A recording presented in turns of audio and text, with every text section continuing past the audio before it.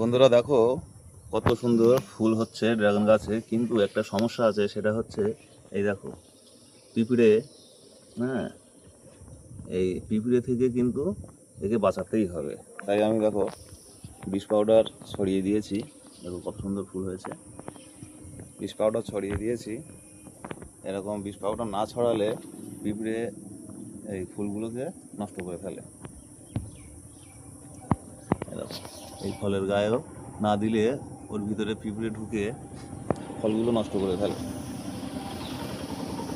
এই দেখো কত রকম পোকা, এই পোকায় নষ্ট করে ফেলে পোকায়।